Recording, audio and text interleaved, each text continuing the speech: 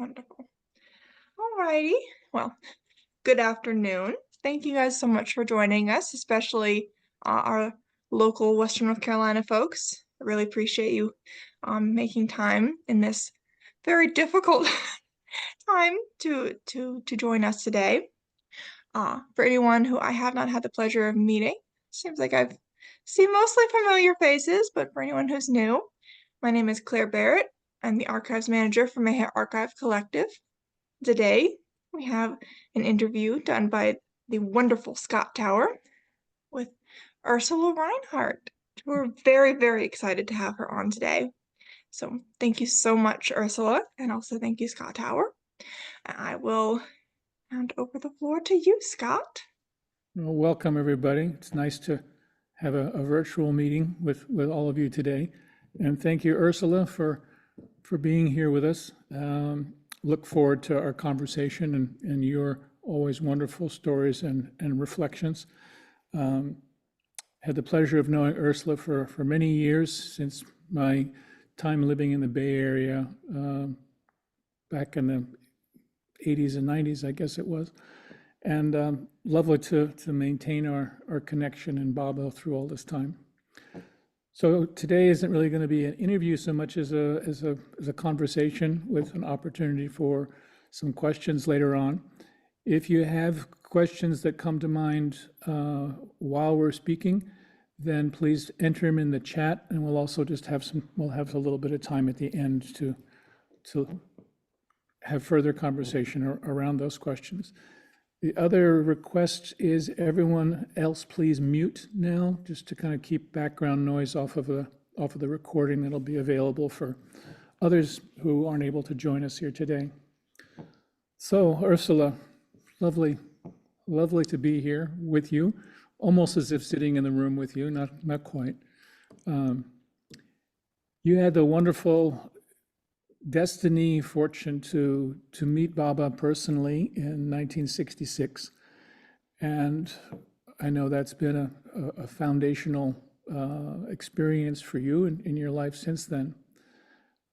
One of the things that you have expressed was, well, I'll leave it to you if you would like to say anything to start off with, to share some small reflections of your experience.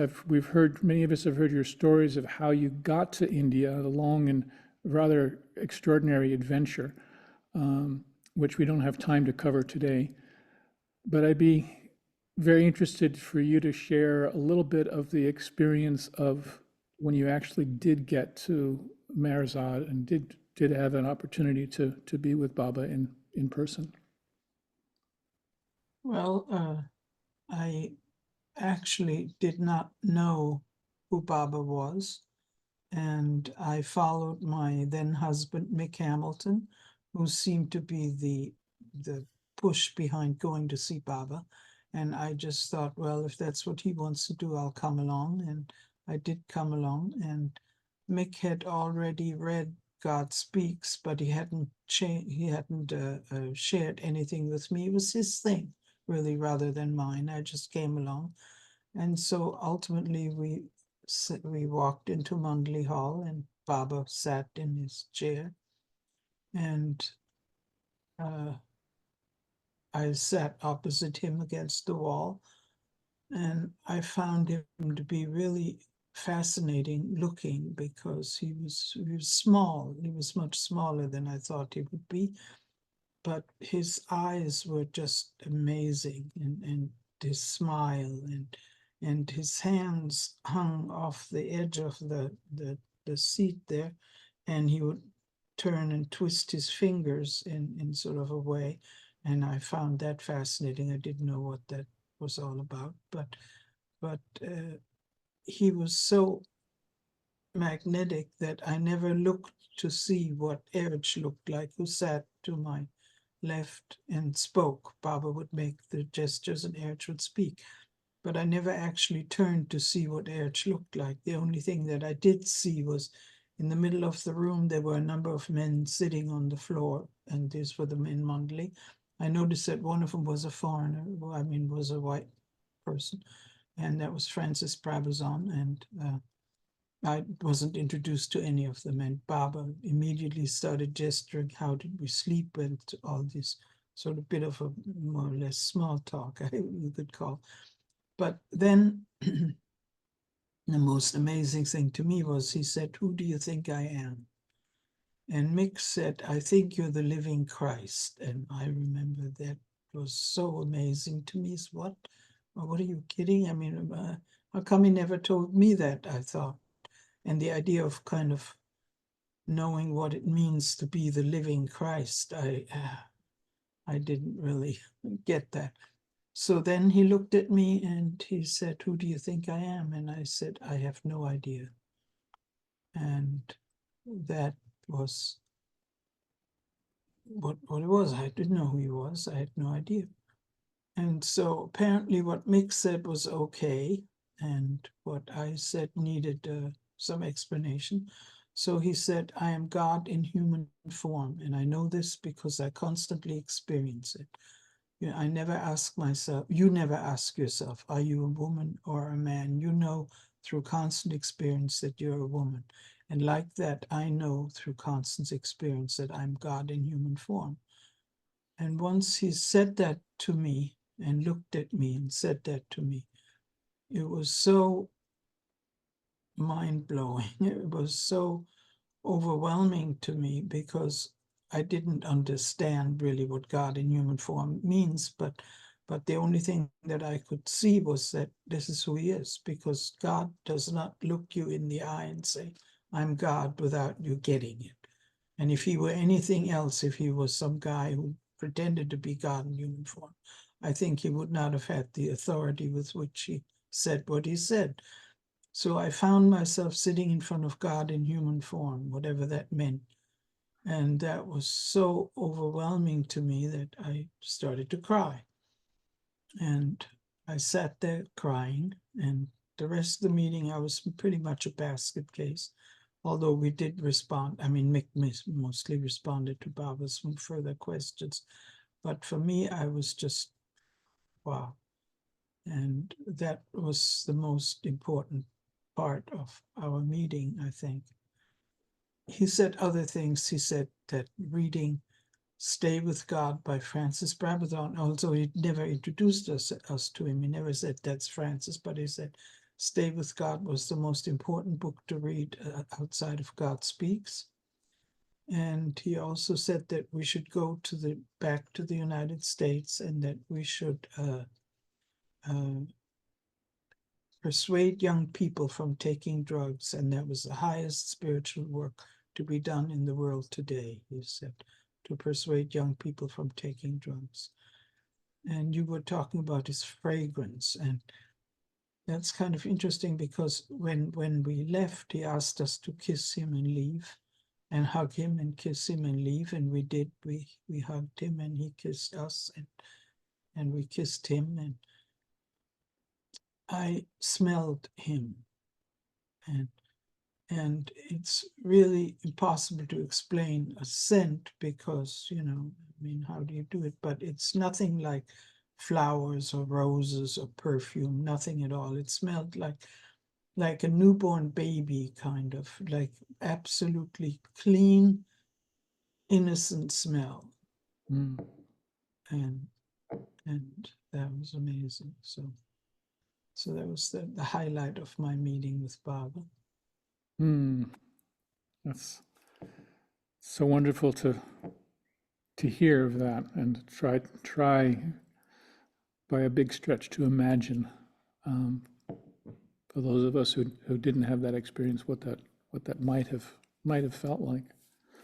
Um, the idea of Baba's fragrance is one that I find quite compelling, both in your personal recollection of it and experience, but the idea of what is the fragrance of the avatar, and how is that carried forth into the world, and how do we, how is that preserved for future people to have some inkling of it, as far removed as seeing him in person as it might be.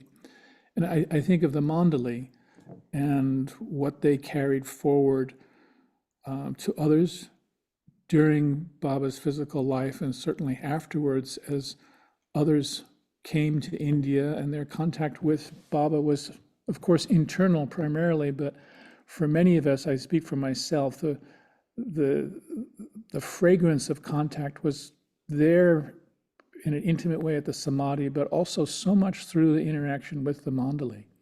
And just sitting and listening to the stories of what was it like to be with him, and all those stories that they told. And I know you had lots of experience and time with many different Mandali members, and wondering if you could share with us some of your memorable or favorite moments with some of them. I mean, I know you were very close with both Mani and Mehera, as well as Adi and others. So Well, Mehera, the most important sense that I ever got of Mehera was actually when at some point, I used to go to India twice a year because we did this. I was a travel agent for a while, and we did these groups to India. And so I went very frequently. And I was married to Ed Van Buskirk, and we had been married for 7 years. And at some point, while in India, I found myself to be pregnant. And that was a shock after 7 years at the ripe age of 39. And I told Mehera at the first person that I was pregnant.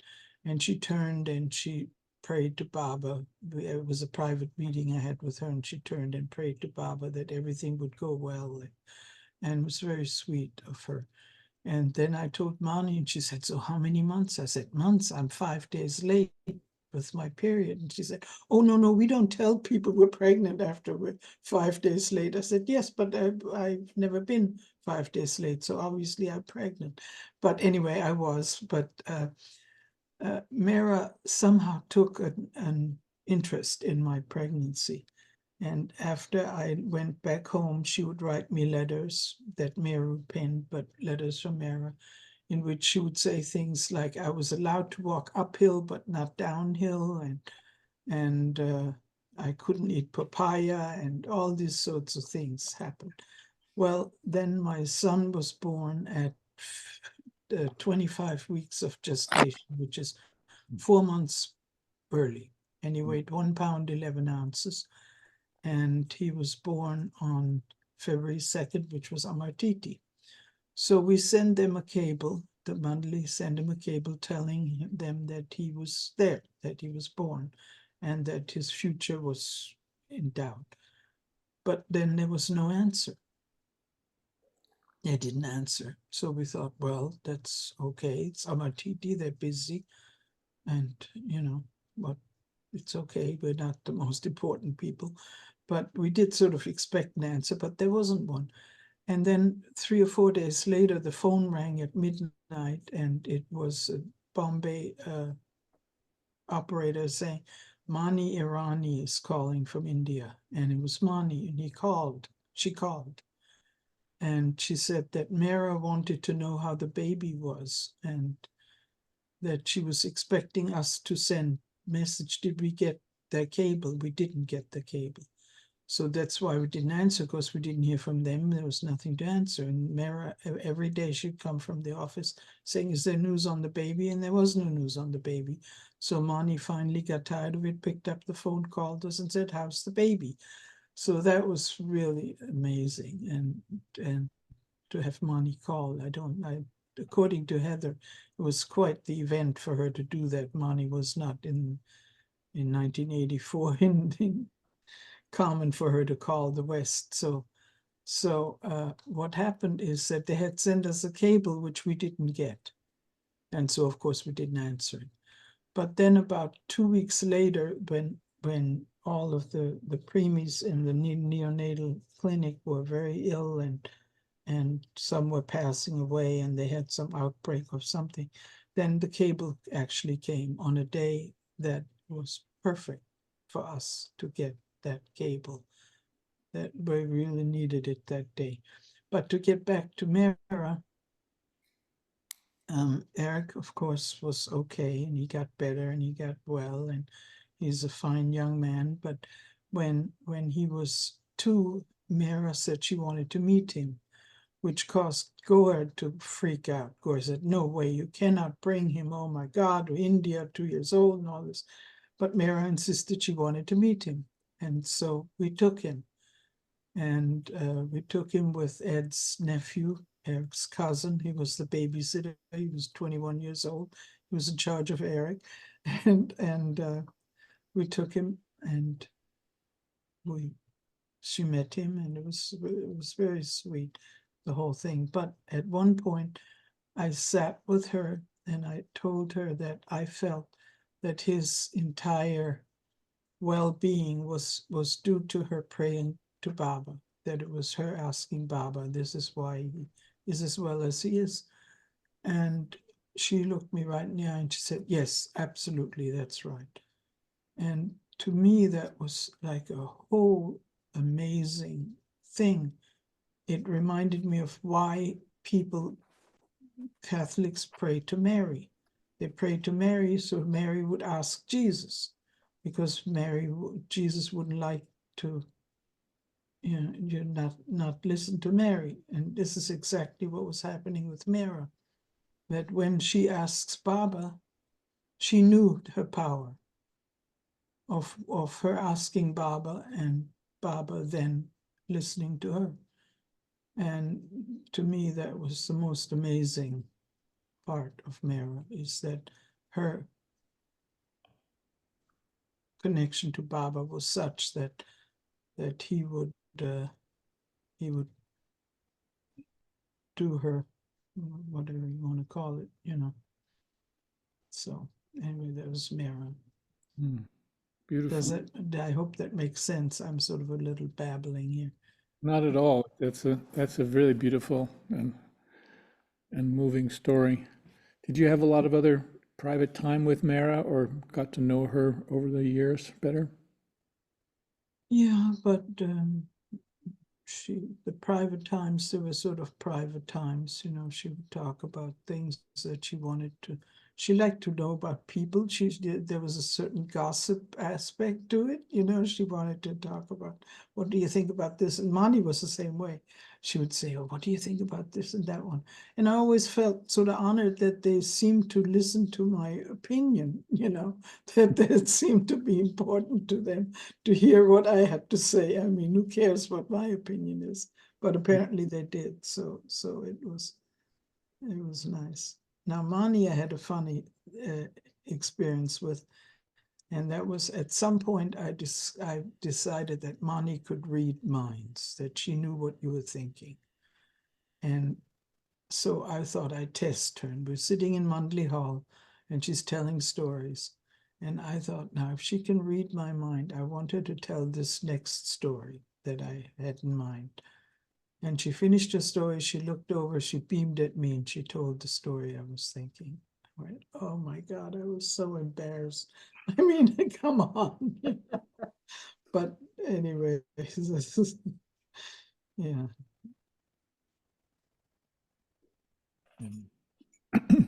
Mani had an extraordinary ability to meet everybody wherever they were. Wasn't it amazing? She made everyone think that they were her best friend. And she meant it, I think. It was amazing how, in 1969, when we came to the 69 Darshan, I had told her about my dog. I got an Irish setter, and so I had written to her about it. And the first thing she said when she saw us is, how is Leela? Her name was Leela. She asked about my dog. I mean, it was amazing how she. And then eventually, when Leela passed away, when she was 10 or 12 years old, Mani wrote a letter to me telling me that Leela was a Baba lover and my dog was a Baba lover. It's so sweet, just amazing. What did you make of that? The dog was a Baba lover. Well, the reason was that dog had 2 sets of puppies, All right. 19 and 16. purebred pedigreed Irish setters.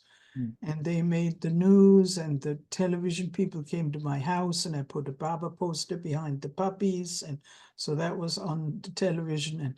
And she was definitely a famous dog, and because of that, I think she thought that Baba had something to do with that.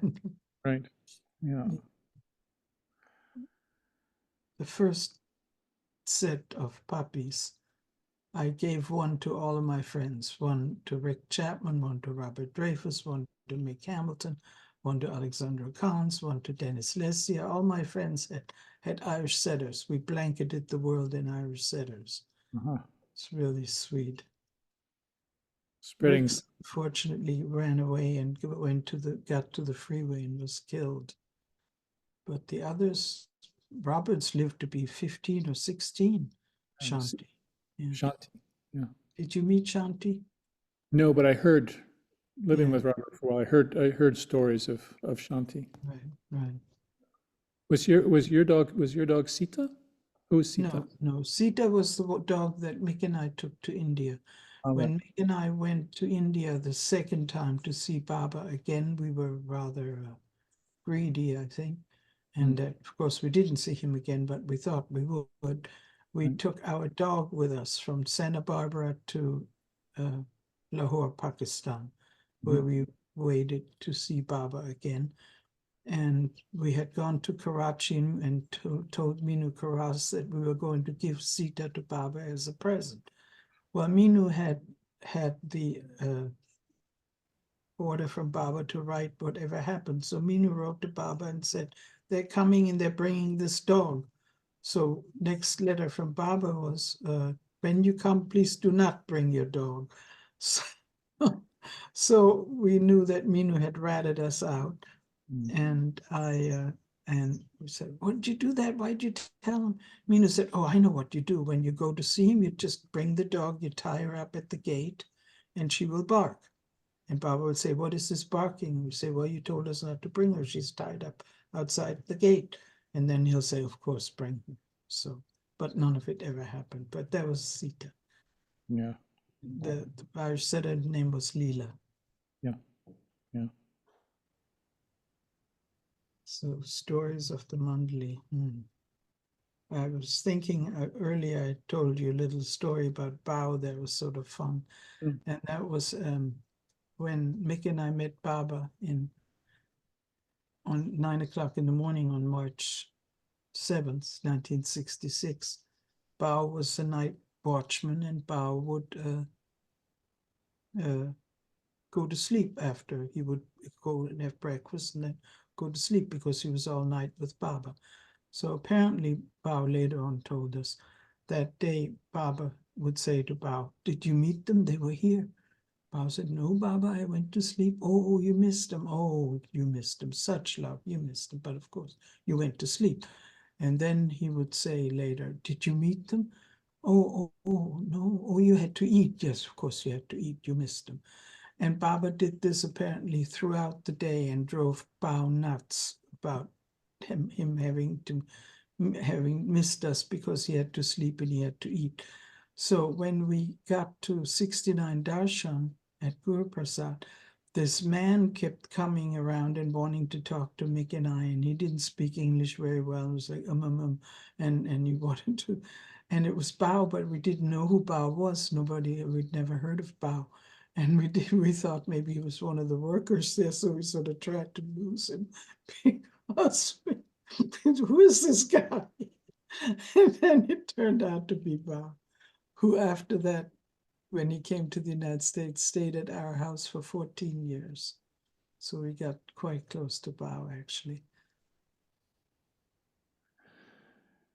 You mentioned the teasing of Bao that Baba gave as a result, and I know that was something that happened a lot with a lot of people, and I think you've shared with me previously that part of your relationship with Eruch was that he would tease you a lot. Is that Yes, true? yes, he did. Yes, he did. And I always kind of was sort of a little bit scared of Eruch or something. I don't know how to put it, but I wasn't close to him. I never felt really comfortable because he would like tease me and make he would say something about I was stressed and I had these gold bangles and he said, "Are you going to wear those to the bazaar? They're going to take those off of you," and stuff like that. So he was always difficult for me to Mm. yeah. Mm. How about Audie? I know you had Oh, quite a I lot of loved time with Adi. him. Adi is the one that took us to see Baba. Yeah. And in his car, in that 1947 Chevy, that big car that Baba had, and we drove to Mirazat, and Adi drove, and Adi sat on the floor, kind of next to Baba's chair. So he was in my line of vision, looking at Baba, and one funny thing was Baba said, "Do you have any questions?" And I said, "No. I mean, I'm sitting in front of God, snotting up my sleeve, crying. Questions I did not have." And this annoyed Adi. He said, "Come on, ask him anything. This is your chance." In front of Baba, he said that. "Ask him anything. This is your chance. Come on." So I didn't have any questions. But Mick said something that was Mick. He said that we cannot love him the way he is supposed to be loved, but we can promise to obey him 100%. And that sort of went over like the proverbial lead balloon. Baba absolutely did not react to even that. He just went right on to the next thing. The idea that Mick promised to obey him 100% just wasn't that impressive to him, I don't think. He did not respond to that. Uh-huh. Turned out that wasn't so. Turned out he wasn't able to obey him 100% actually. I know that for a fact. So, but be that as it may. Do you surmise that that might have been part of the lack of reaction? Yeah, right, right. Who knows? Yeah. Yeah, who knows? But Adi, he was my friend. He Mm. looked like a younger version of my father. And Mm. I told him that he kind of, it's the hairline. There was something about Adi that reminded me of my father. And he loved that. He would say that often to me. "Oh, yes, yes, I look like your father." He seemed to like that. But it was a funny relationship. For instance, I went to India with Phyllis at one point, and she loved Adi and he loved her, and we'd hang out together. And after we came back, he wrote me a letter saying that he had a dream in which Phyllis and I were in a boxing ring. We had a boxing match, and Phyllis won. Yeah, yes. Other times with Audie that you recall fondly? Well, Adi was supposed to come in 1980 in the summer, Hmm. and we were really hoping that he would do that because Yeah. it was a time when we had a lot of to and fro with the Sufis and Sufism, and Adi was going to come and straighten it all out. And then Hmm. he passed away in March, Right. and he didn't come. And that was we sort of realized we're on our own here. Hmm. Can't lean on the Mandali for this. So, Yeah. yeah. Yeah, I think that's hearing of your lengthy correspondence and very frequent correspondence with Baba, particularly on that second trip when you were waiting in Pakistan and elsewhere, um, Mhm. that there was certainly with Baba, I gather, but I think also for many other people, also with the Mandali, when they were around, they were there for friendship, they were there for guidance, they were there for a touchstone, um, and a very different circumstance without them with us Yeah, anymore. yeah, yeah. Yeah, we had a lot of correspondence with Mick and I corresponded with Adi, and Robert Dreyfus corresponded with Eruch. And so when we lived with Robert in Lahore waiting to see Baba again, we had a lot of correspondence. Eruch would write to Robert, and Adi would write to us. And Baba was very kind to us. And you know, we got ill and we got hepatitis, and he wrote us to drink sugarcane juice and stuff like that. But yeah, the Mandali, they were always really, really supportive of us. And letters about anything. I mean, once my son was born, all these letters that went there to them, and photographs. Eruch at one point said we had to add another room to the archives just for Eruch's photos, for Eruch, my son's Eruch's photos. I was a little indulging in that, you know, but the women seemed to like it.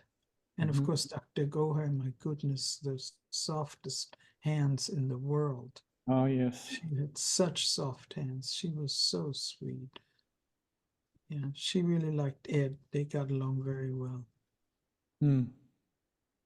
Yeah, Ed, my ex-husband, who has passed away, he adjusted the Mandali. Mm-hmm. He was a chiropractor. And so we were able to go take a rickshaw in the mornings early before they went to the office and before the other pilgrims arrived. So Ed would then line up the Mandali and chiropractically adjust them. And I had the good fortune just hang out and chat because, you know, it was nice. It was a nice time. Yeah. Did you have much connection with Francis over the years? Well, in 1981, I went to Australia with Phyllis. She was the invited guest, and I decided that she needed a companion, so I went with her. And I had met Francis only briefly in '69, and so I didn't really know that much about him. But in 1981, I had left Sufism for whatever the reasons were at the time. And Francis was very intrigued by that because he had not actually ever seen a person who had been in the Sufi order in the time of Dr. Mackay and all that controversy that went on. And so Francis liked to have me come and sit and talk with him. But the way I initiated that is he lived in this little cabin there out of a boat, and it was the middle of the winter and cold and raining, and I bought a azalea plant, and I brought it to him, and I said, here, it was a blooming, beautiful plant. And he said, I can't take care of that. And that's exactly what I wanted him to say. I said, oh, don't worry, I'll take care of it. So every day I had to go to water the azalea plant. Of course, it was winter and rain and all, but every day I went to water the azalea plant. And I would sit with him on his porch. And the first day or two, he looked at me and he said, do you ever shut up? Because I was nervous and I was sort of babbling. And do you ever shut up? Well, I did, of course. And then we would sit there in silence sometimes, and he would say, isn't it amazing how straight the gum trees are? I mean, he was so zen, you know, the gum trees, how straight the gum trees are. Then we go, oh yeah, we'd sit some more. And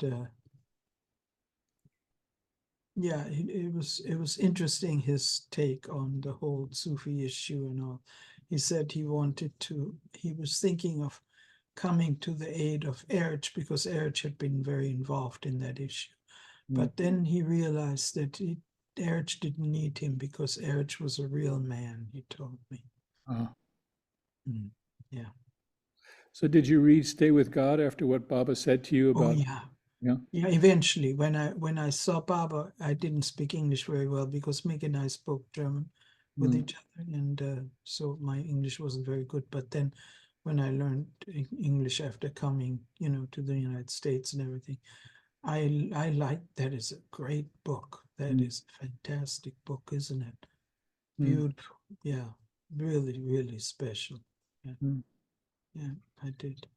What were the early things that you did read? Were there things that you read in English or German?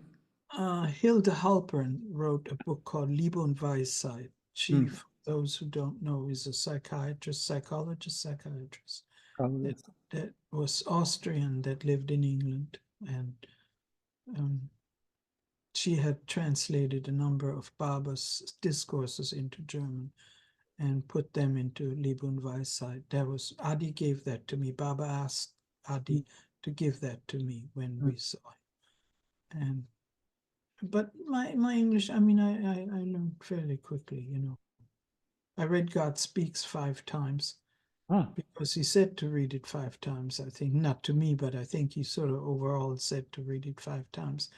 And I didn't understand it any more the fifth time than the first time, but it was interesting because I sort of agreed with it because what I read, I remembered I'd read before. Oh yeah, this is how it is because I'd read it before, so it was familiar, but not totally grasping it. But you know, I don't know who said this.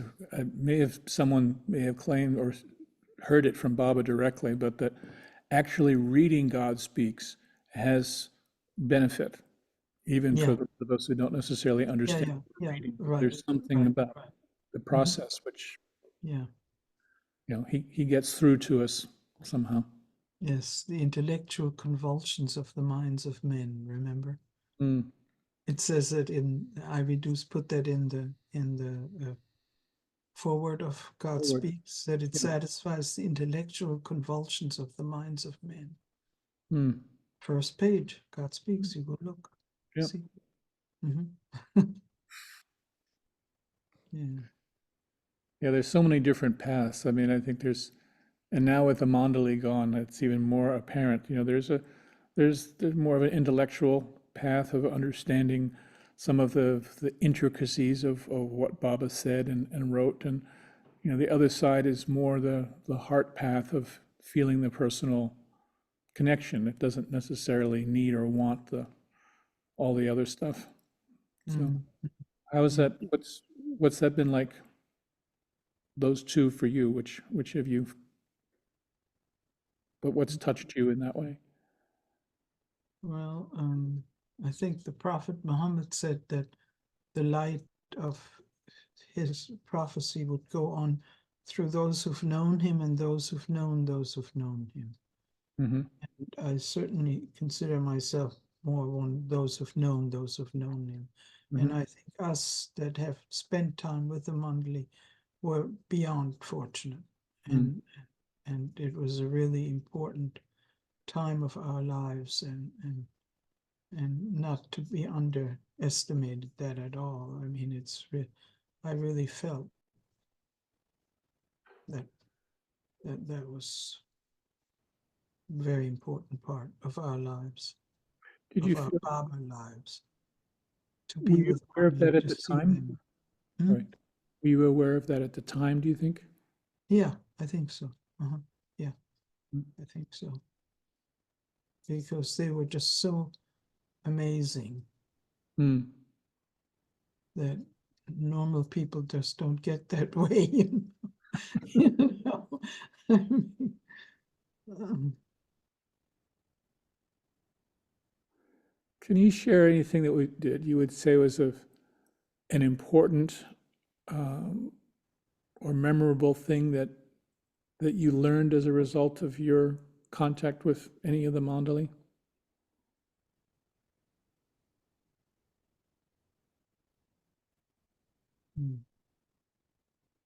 well, to remember him Mm.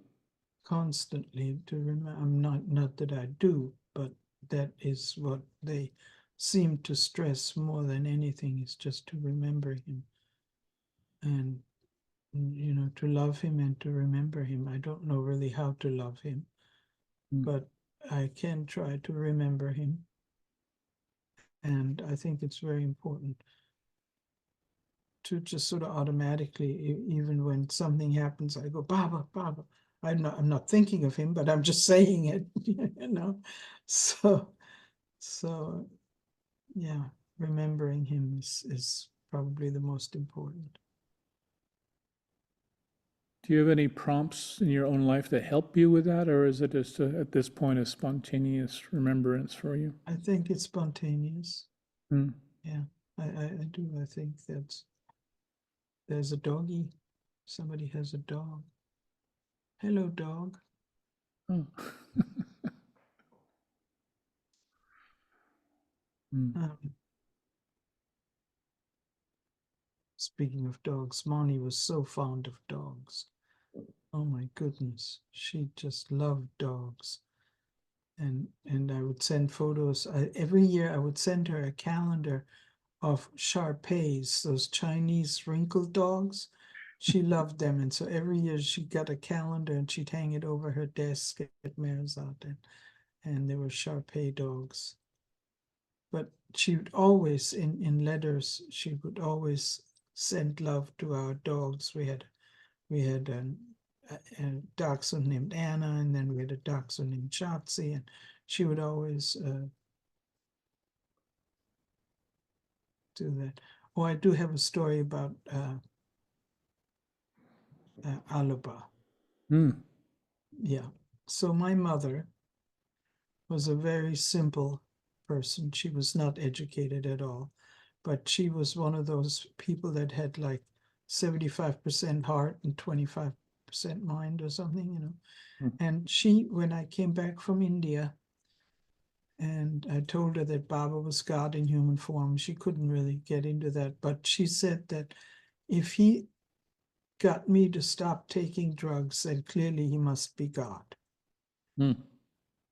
Because she was so concerned about my drug use when before going to India, Hmm. that she thought that he's got to be God if he got me to stop taking drugs. Hmm. So at some point, I don't know, we were in India chatting with Alaba, I don't remember about what, but Alaba decided that my mother should have to come to India. Yeah. And so he decided to write a letter to her and invite her. Hmm.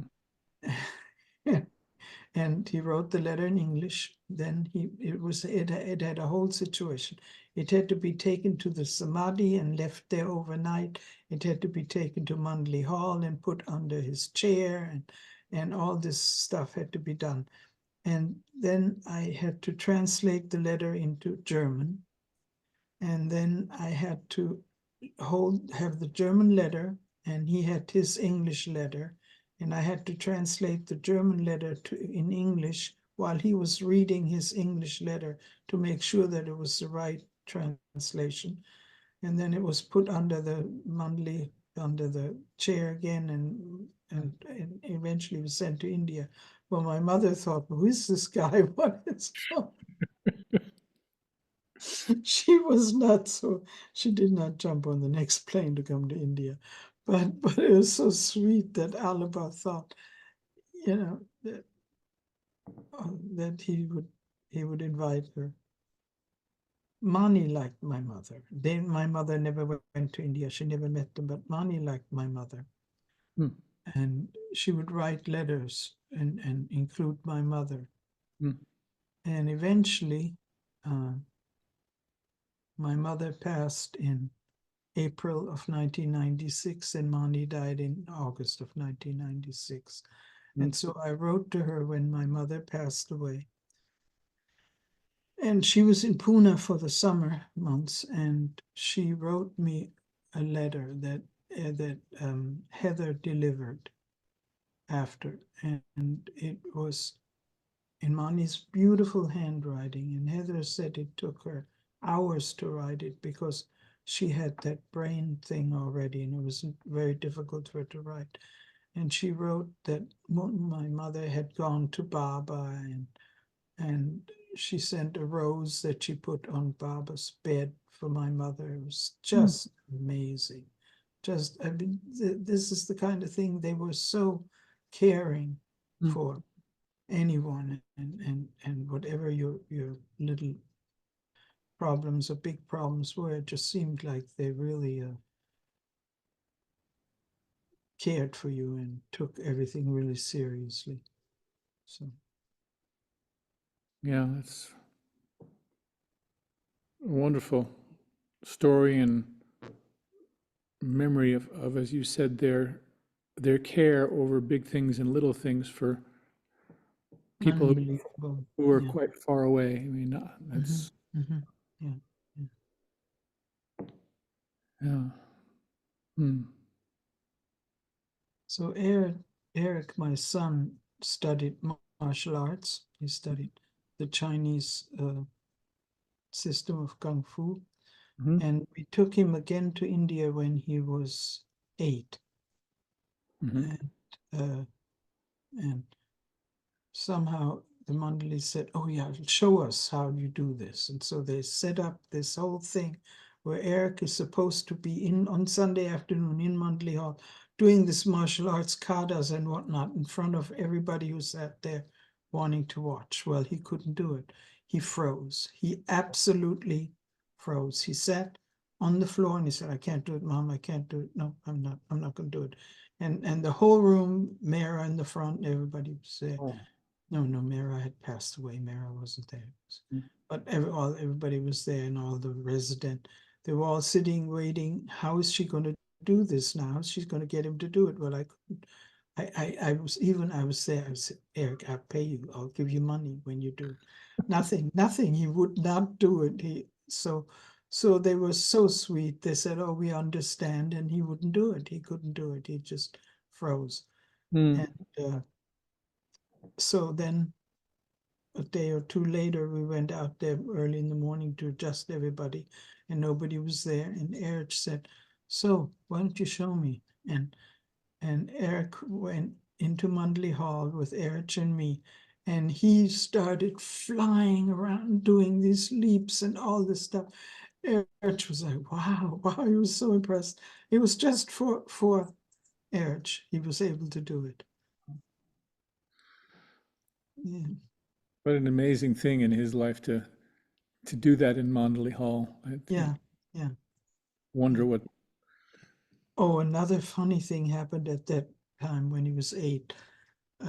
There was a Persian barber lover, and they had these 2 boys, and I don't know what their problem was, but they didn't speak English very well, and they were kind of sort of nasty. They were Eric's age, and at one point they threw stones at him, and then they hit him with some stick across the face. And we said goodbye one day, and Gore said, "What happened to your face?" And Eric said, "Well, these boys hit me." and and Eric, Goher and Mani came on the bus, and they were already on the bus to go because it was time to leave. Came on the bus, walked the back of the bus, and Mani said, "You must, if this continues, you must leave, and you cannot go as far as Pune. You must go as far away as Bombay." Mani said, to do this to Mehera's boy, they called Eric Mehera's boy. And so that put the Persians in their place, those kids. I mean, they were just kind of like kids that obviously felt out of place being there when the only other children were Western children that spoke English, and all. These were these Persian kids that didn't speak any language and couldn't make friends. So it was sort of sad.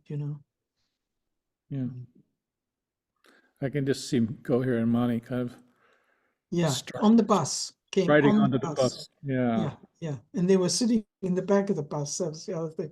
They went all the way down the bus, berating this father. Ooh.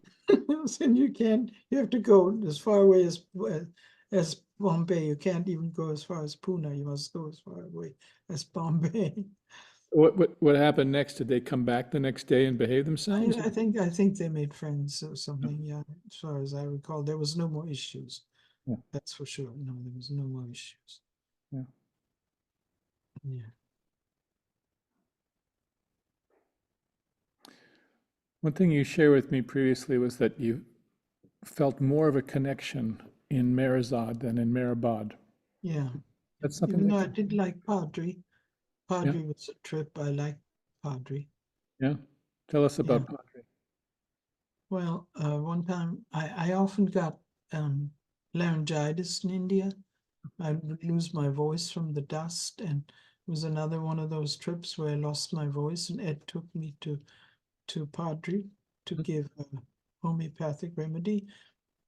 And Padre said, I think I should I should leave her this way. I think I should give her something that'll keep her this way. So I won't talk anymore. Yeah. Padre, there was a story about Padre that was amazing, and that is he apparently had a heart attack and he fell down and he was unconscious. And Erico and everybody was around him and whoever was there. And Sushila was there. She was one of the women that lived there with Baba. And Sushila was shouting at him, say his name, take his name, take his name. And Padre was unconscious. And he got up, he opened his eyes and he said, no, those are not the orders. The orders are to take care of Mehrabad. And he got up and he walked away. Wow. Mm. The orders Mm, are, those are not the orders. The orders are to take care of Mehrabad. wow. Mm. What a trip he was. Yeah, I didn't get there in time to meet him, which I'm sorry, but I've heard lots of stories of him. Did you ever Mm. witness him in one of his famous dressing downs of anybody? No, I heard about it, but no. He apparently was quite eloquent and is Yeah, some. yeah. Oh, he beat people sometimes. Oh, really? Yeah, the villagers. They came to him with he was the judge and the jury and the Hmm. executioner or whatever. Yeah, yeah. They would come to him and with these stories, and he would beat the guilty party. Would beat them. Actually, yeah. Oh, well, maybe they got some spiritual benefit or just a lesson. Who knows? Well, the thing that I found most amazing is how masculine the men were and how feminine the women were. I mean, Padre, Adi, Pendu, these were the 1903 models, Adi used to call them 1903. They were all born in 1903. Uh-huh. Adi, Pendu, Padre, Huh. Sarosh, they were all 1903 models. Uh-huh. And I mean, just men, Mm, incredible men, strong men. mm, Baba had very good taste mm, picking men. And the women, my goodness, beautiful women. mm. Arnavas, yeah, one time Arnavas, I was there and sitting on the porch, and Erich's mother, Gaimai, came, and she went in the hall and she sat on the little roof next to Erich, and she was telling stories with Erich, Gaimai and Erich together.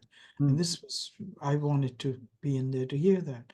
mm, And Arnavas held my hand and grabbed me and sat me there so I could see them, but I couldn't hear them, and yes. talked to me about the blessings of married life forever for half an hour. I wanted to be in there, but no, none of us needed to tell me about the blessings of married life.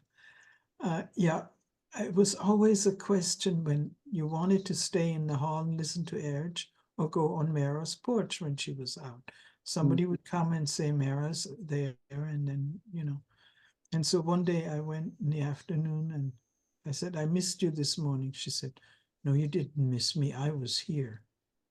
You didn't come. Ooh, yeah, yeah. oh, was that She a she rare liked instance? she wanted women to come to be with her. You could tell. She had a little thing about, not staying in Mandali Hall and hanging out with her to come to see her when she said she liked that. She wanted that. Yeah. You could tell. Yeah.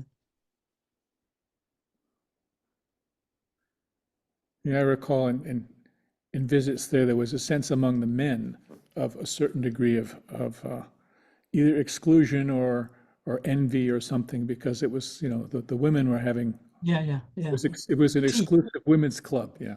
the tea. Yes, yes. Men were always jealous of women having the tea, which Yeah. was wonderful to have the tea with Mehera. What do you She would, remember about Maris Tea? well, she would sit there next to Baba's place, and sometimes she would look up at his picture and she would just totally melt into her being with Baba, and she would speak to him, and you felt kind of like some sort of intruder, Hmm. you know. Somehow it was so intimate the way she would speak to Baba, that it felt like I should really be here and listen in. Hmm. It was very nice. What an extraordinary thing to Yeah.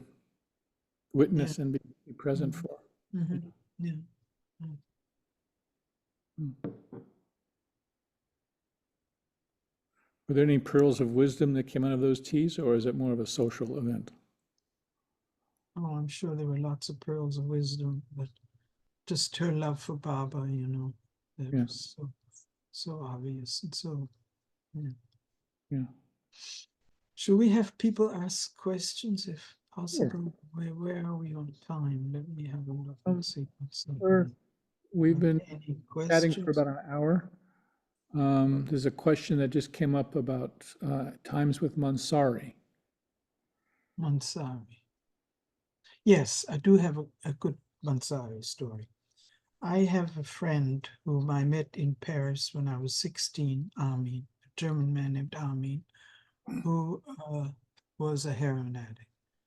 And he was my friend, and I would see him in Germany sometimes when I would go to visit Germany.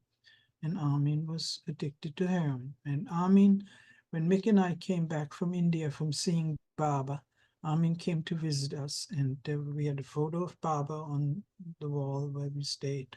And Armin walked in and looked at it and decided that this was God. Armin recognized Baba immediately. Hmm. But that did not help Armin with his heroin addiction. Armin continued, he was a heroin addict for years. And so Ed and I went to India at one point, and we were in Frankfurt, and we had lunch with Armin in a restaurant. And somehow Ed and I got this bug. We said, should we take him to India? Hmm. And Ed said, well, let's call Lufthansa. If there's a seat on the plane, we'll take him. That'll be the decision. So I leaned over the bar of the restaurant, called Lufthansa, asked if they had a seat. They said yes. I booked Armin, and I said, Armin, you're going to India. Flight leaves at 6 o'clock in the evening. Hmm. And Armin was, oh my God, I got to call my probation officer, and I got to get my passport. And he went, and Germans, I guess, didn't need visas for India. And he lived in a town 20 miles from Frankfurt. And he got his passport, and he called his probation officer, and he was going to meet us at the airport. And I went to American Express to buy his ticket. Now, the ticket from the United States round trip was like $1,400. So how much can it be from Frankfurt? It's halfway. So I went to American Express, and it was $2,300 or something like that. Unbelievable, because it was on spur of the moment, and no kind of excursions or nothing. So what am I supposed to do? Am I Right. going to call Armin or meet him at the airport and say, sorry, it didn't work? So we gulped, and we bought the ticket for $2,300 for Armin. And we met him at the airport. Now this guy's hooked, right? He couldn't bring any drugs with him. Hmm. So as soon as we were on the plane, he started getting sick, and he was freezing and sweating at the same time. And he was junk sick. And every time he was feeling bad, Ed said, you need an adjustment. Ed would push him in the airplane, adjust his neck, push him against the wall, adjust his back. On the airplane, Ed decided every time he's ill, he needs an adjustment that'll make him better. So we got to to Pune, and to Naga. We stayed with Vilu, and Amin got better fairly quickly. That he wasn't so sick anymore. And then Amin started to eat, and he gained so much weight that none of his clothes fit anymore. We had to go to the bazaar and buy new clothes for Amin. Anyway, we went to meet to the Samadhi, and we walked up the hill, and there was Mansari. And I introduced Mansari to Amin, and she said, "Oh, yes, I knew someone who was an addict." And Amin looked at me like, "What the hell?" I hadn't said one word to Mansari. She said, "It was Helen Down. She was the painter who painted the Samadhi. She was an alcoholic." Mm. And Baba invited her to paint the Samadhi, and she could not come for some time because she had to give up her addiction to alcohol before she came. Mm. And that was what she told us. And then she had a few words that, like Guten Tag and Wie geht's or something, that she had learned from Helen Dahm in German. Huh. And then we walked back down the hill. Ahmed said, "Why did you tell her?" I said, "I didn't say a word, nothing. I just walked up there with you. First time I saw her on this trip." And this is how thin their veil was somehow, I mean, she looked at Amin, she reminded her of Helen Dahm, who was also an addict. So that was Yeah, one side of the story. she was quite a bundle Yeah. packed Yeah. into that small frame of yours. Yeah. Yeah. Um,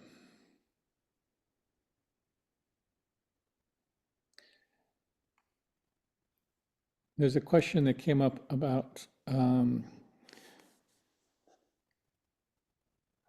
Mehera and Mani sound like they were your favorite aunties in your descriptions of them. Do you feel that level of closeness with anyone else at Mehrabad or Merazad? Adi, I felt close to Adi. Hmm. Adi was someone that I could talk to. Just things that were on my mind and on my heart, and just I could talk with him very personally. Hmm. And so, yeah. Mani really more than Mehera, actually, I think, in a way. Yeah. I was more in awe of Mehera than Mani. I could sort of pal around with, but Mehera was kind of, you know, Yeah. I had more respect maybe in a way for her. Do you know what I mean? Where I couldn't just chit chat with her about stuff. Hmm. So yeah, Adi, I liked Adi. He was my buddy. Yeah. Did you ever reflect on, hear people who had the extraordinary experience of being so close to Baba, living with him, but also, for the most part, living in a very different world and culture externally than Westerners who were coming to visit? And yet there was a level of intimacy and, as you said, conversation about one's daily life that they were very often helpful with. Did that ever, I don't know if I'm asking the question very clearly, did that ever strike you or did that ever impress you that they were able to connect with, as it were, foreigners in such an intimate way? Well, both Adi and Bao, we had nightclub. We would go late at night to Kushru quarters and drink with them. Yeah. I mean, like alcohol, we would have, not we wouldn't get drunk, but The we'd have peg. a peg, we'd drink with them. And sometimes the stories got really sort of wild, Hmm. from them, and stories you wouldn't ordinarily hear. Hmm. Like there was one story where I don't remember who brought marijuana to the Mandali, and they all drank. I think it was some drink or something and they all got totally stoned. Huh. the men, Mandali, Eruch, and everybody, and they didn't really notice that. They didn't know that this is like in the 40s or 50s Huh. that it happened, and was Dr. Kumar. That was Amrit's father. yeah, that's right, thank you. Right. So just stories like that would come. Yeah. There's a question that's come up about, do you have a Pendu story to share? Hmm, Or a recollection? I do, but I don't know if I should tell that. It's well, why not? Why not? And that is, Pendu would sit in his chair, and then he would reach up to hug us. And with myself and with some of my girlfriends, what he would do is he would reach up and kind of miss hugging and put his hands on our breasts Hmm. like that. And they would go, "Oh, I'm sorry. I'm sorry." And he would laugh, and it was like, "Oh, yeah." And then he would kind of move his hands around. But he did this, and we were absolutely certain that what he was doing is copying a feel. And he,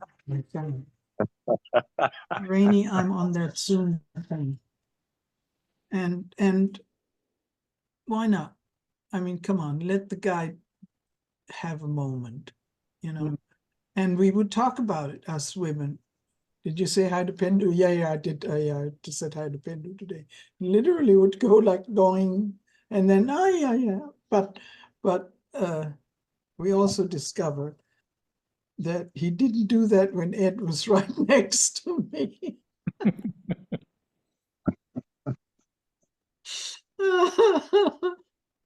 Well, it's the last to go, so why not? Why not?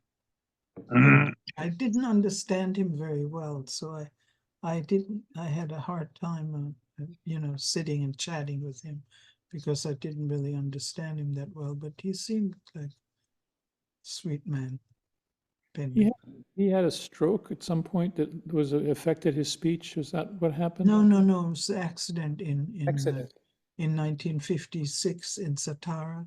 Oh, it had been that long. 50, Oh. when was the accident in Satara? 56, I think. 56. 52 was the United States. Yeah, he somehow he bit through his tongue or something. It was the accident. It was where Nilu died, I think, Yeah, in the accident. yeah. By the cricket pitch. Mm, mhm, mhm, yeah. Yeah, yeah. Hmm. Any more questions? Any other questions from anybody out there? I see Marcia's got her hand raised. Ursula, need- where are you living now? Where are you at? Live in Walnut Creek, California. Oh, wow. Okay. Yeah. Well, this was very nice and special of you. We appreciate it. Thank you. Thank you. Just stories, Well, stories are worth so much. They really are, Yeah. especially for youngsters like me who didn't get to meet most of these people. So Yeah. I really appreciate you sharing your memories with us. Well, I got to meet Mani, but I missed Mehera. Mm. So I was there in 1994 and 2004 and 2009. Yeah. I think I'm too old to go back. I understand. Me too. I'd like to. Yes. I haven't been to Oklahoma or Walnut Creek, but right now I'm in Myrtle Beach and I'm okay. Well, that's a good place to be. It's a good place to be. There's not much happening in Walnut Creek, actually.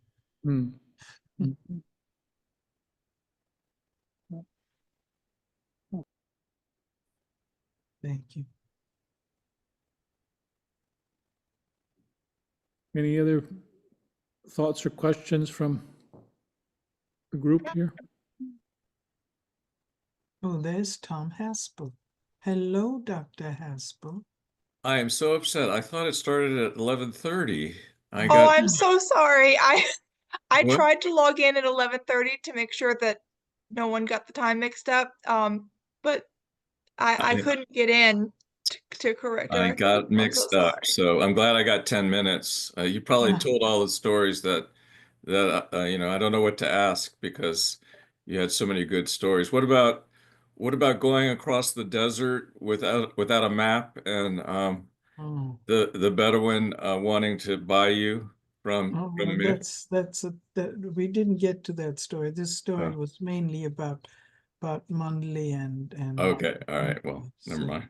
so going across the desert. Well, I lived with Mick Hamilton and Robert Dreyfus in a Volkswagen bus for some time, driving from Germany to Pakistan. And at one point we were in Kuwait, I think it was. We were going up to Shiraz, and the road was on the map was way out of the way, so there was a oil pipeline. So we decided if we just drive past the oil pipe along the oil pipeline, we'll get there, and we did that. In the Volkswagen bus, we just sort of hobbled across the desert next to the oil pipeline. And at one point there was a Qashqai tribe village, and they invited us to stay, and they fed us, and they were very, very sweet and hospitable. And at one point, the guy wanted to trade me for, I don't know if it was one camel or multiple camels, but he wanted to buy me off of Mick for a camel, but I wasn't for sale. My goodness. Hmm. Well, you have Well, led such a colorful life. Just the stories that you've told here and the little tidbits you mentioned in our phone call of the things that you've gotten up to. My goodness. Hmm. it's been a long life, yes. Well, you've made good use of it, I'll say. Now, Tom Haspel, this is funny. I work in a company, we provide medical doctors and psychiatrists to the prison system. And so we have contract psychiatrists work for us.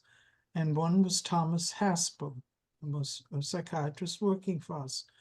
And he was going to Mule Creek State Prison, and I would do his payroll and everything, and I would ask him for his timesheets. And at one point, he said he was on vacation. I said, "Oh yeah, where'd you go?" "India." "Oh really? Where in India?" "Ahmednagar." And I went, "What?" And I realized that he was Tom Haspel, the Baba lover. It took That me at least 2 years to figure out who at you least were. 2 years, yeah. Yeah. It was I'm glad I didn't say anything rude during those 2 years or anything, you know. But no, but we sort of got to it at the same time. It's like, "Are you Tom?" And you said, "Are you Ursula?" "Yeah." it was a happy Reunion, occasion. yes. Yeah. Right. Baba's got, Small world, right? Mm-hmm. Baba has Happy his own coincidence, as I like to say. Yes, right. Yeah. Oh gosh. Thank you, Ursula. Yes, It's You're thank you so welcome. much. Thank you, everybody. Yes, and for everyone, including Miss Dr. Haspel, who might have gotten in late, this will be posted up on YouTube, the recording, so you will get to see anything that you missed. Uh, thank you so much for being here. Um, and I want to just real quick put in the chat the link to the Baba Zoom's GoFundMe for Oh, yeah. helping folks affected by Hurricane Helene. Mhm. Yeah. As you know, a lot of folks are in that area, so it's Yeah. been a rough time. And I appreciate you all making time to come out today, like I said Thank you earlier. for coming, yes. Yeah, I and hope thank you you, And, Ursula, talk and, so to much. and I hope you thank talk you, to the Keith. Zoom more and more frequently, Ursula. Thank you. Your I'm stories sorry. very Yeah, nice. thank Yeah. you. And thank you, Scott Tower, for helping me Yes. and prodding me along. And Well, you're most welcome. It's always a pleasure to have a conversation. So Yes. Thank you, Scott. All right. Any last minute questions that we have for our lovely, wonderful guests today? Just want to thank them. Thank you, Scott. Thank you, Ursula. yeah. All righty. Well, then everyone, you are free to go. oh, good. Okay. Thank you. Great. Class is dismissed. Jai Thank Baba. Jai Hey, Baba. Baba. Hey, Baba, Hey, everyone. Baba. Hey, Jai Bob. Baba. We can end the recording now, I guess.